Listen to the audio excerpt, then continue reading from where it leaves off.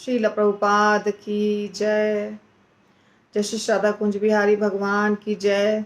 राधा वृंदावन चंद्र भगवान की जय। गौरनिताय भगवान की जय। जगन्नाथ बलदेव सुभद्रा सुदर्शन भगवान की जय। बालाजी भगवान की जय। अनंत कोटि वैष्णव वृंद की जय। श्रील प्रभुपाद की जय। तो श्रीमद् भगवद गीता अध्याय 3 का 27वां नंबर करना है ना, कि दूसरा मैंने किया? अच्छा, ओ यहाँ पे अपी 4.36 करना है हमें। ओके, 4.36। अपि चेदसि पापेभ्यः सर्वेभ्यः पापकृत्तमः सर्वं ज्ञानप्लवेनैव वृजिनं संतरिष्यसि। बहुत अच्छा श्लोक है। इसका अर्थ पहले हम देख लेते हैं, फिर शब्दों को देखेंगे।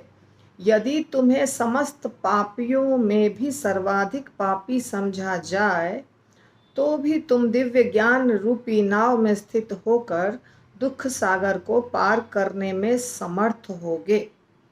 तो ये श्लोक है चौथे अध्याय का 36वां नंबर, भगवद गीता। भगवद गीता 4.36। जैसे हमें लगता है कि हमने बहुत पाप किया है, इतना पाप किया है कि मेरा कल्याण होना संभव नहीं है, ऐसा लगता है ना।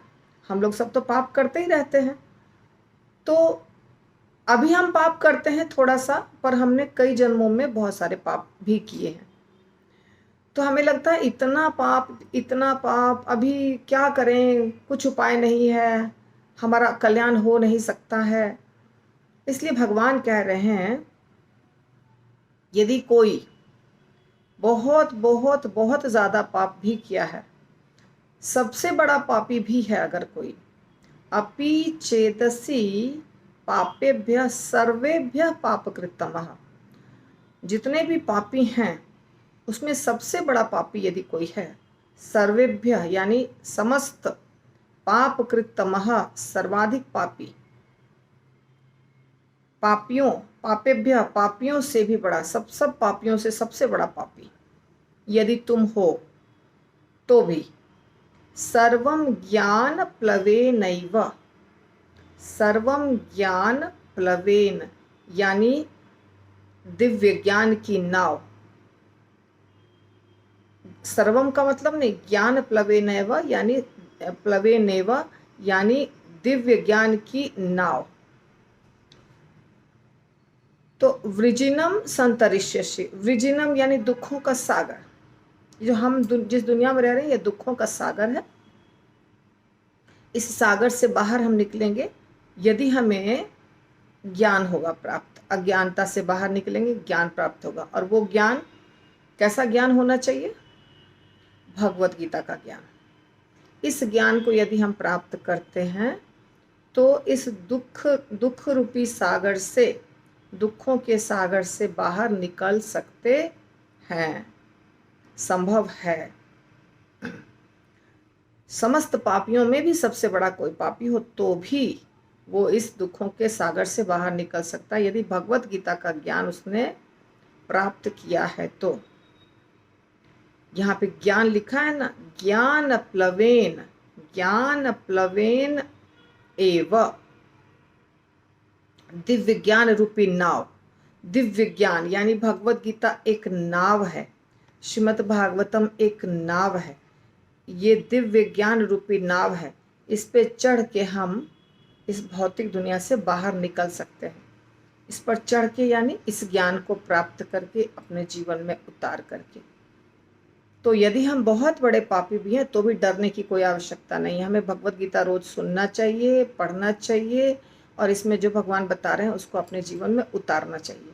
इतना करना पड़ेगा, फिर हम पार लग जाएंगे, इस दुख रूपी सागर से बाहर निकल जाएंगे। अब शब्दों को देखेंगे। अपि भी चेत यदि, असि तुम हो पापेभ्यः पापियों से, सर्वेभ्यः समस्त, पापकृत्तमः सर्वाधिक पापी, सर्वम ऐसे समस्त पाप कर्म ज्ञान प्लवेन यानी दिव्य ज्ञान की नाव द्वारा एव निश्चय ही वृजिनम दुखों के सागर को संतरिष्यसि पूर्णतया पार कर जाओगे।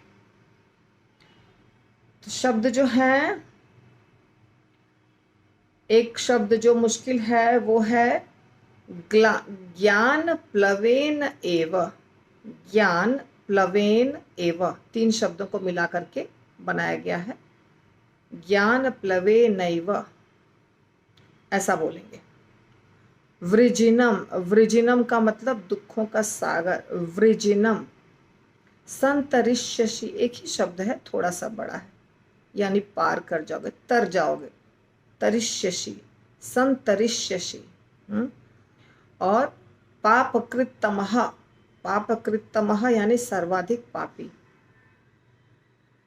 तो यदि हमने बहुत बड़ा पाप भी किया है तो भी उसका भी निदान है।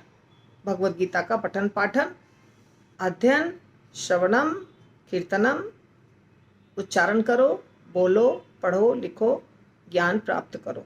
आध्यात्मिक ज्ञान प्राप्त करने से, आध्यात्मिक ज्ञान रूपी नाव में बैठने से इस भौतिक दुनिया को हम पार कर जाएंगे।